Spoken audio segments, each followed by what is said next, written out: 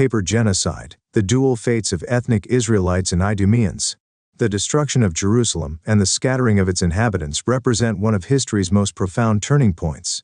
At its heart is a distinction often blurred in modern narratives. While ethnic Israelites, true descendants of Jacob, were largely killed, enslaved, or migrated under Roman oppression, the Idumeans, who had been forcibly converted to Israelite customs and were considered Jews, faced exile to Babylon.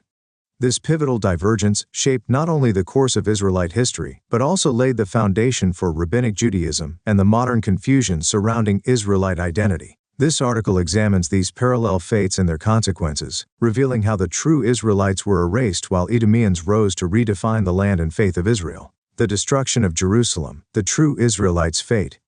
The Roman siege of Jerusalem in 70 CE was catastrophic. As the city fell to the Roman legions under Titus, its inhabitants faced unspeakable horrors. The Jewish historian Josephus, an eyewitness to these events, provides a grim account of what happened to the Israelites. Josephus, The Jewish War, Book 6, Chapter 9. Now the number of those that were carried captive during this whole war was collected to be 97,000, as was the number of those that perished during the whole siege 1,100,000.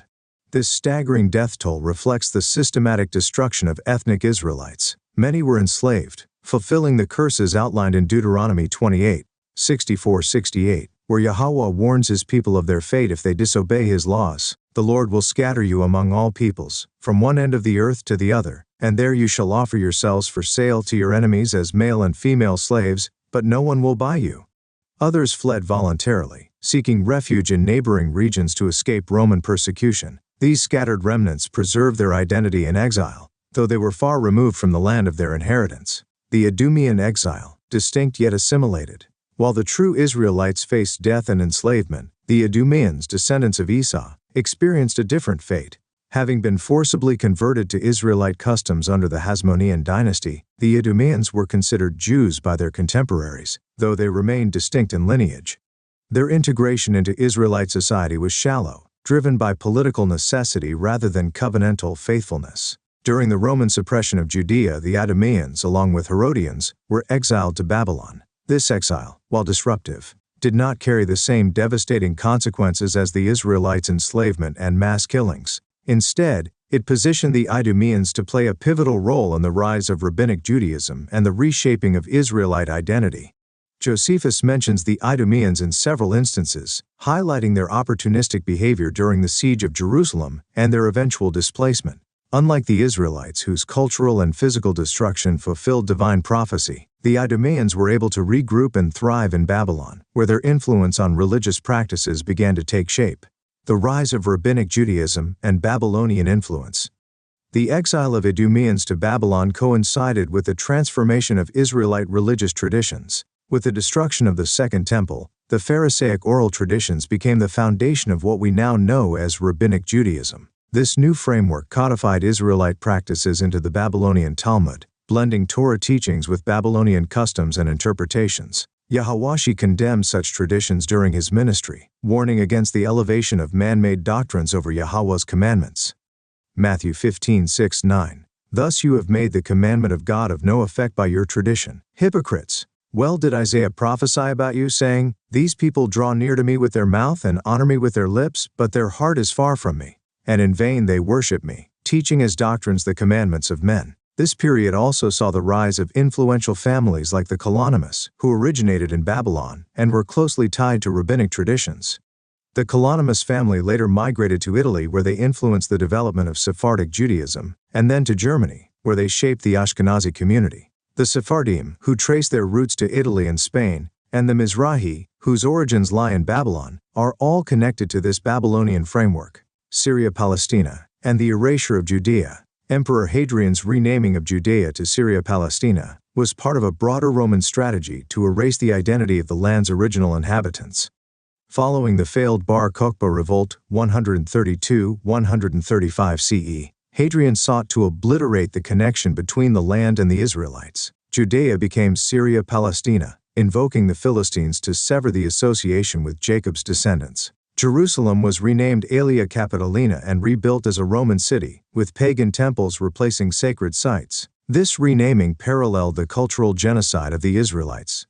The Idumeans, by contrast, were able to maintain their identity in exile, further solidifying their claims to Israelite heritage, while the true Israelites were scattered, enslaved, or killed. The role of modern Zionism and Rabbinic Judaism. The establishment of the modern State of Israel in 1948 marked the culmination of centuries of identity manipulation. The Ashkenazi, Sephardim, and Mizrahi communities, all influenced by Babylonian rabbinic traditions, claim to represent the restored 12 tribes of Israel.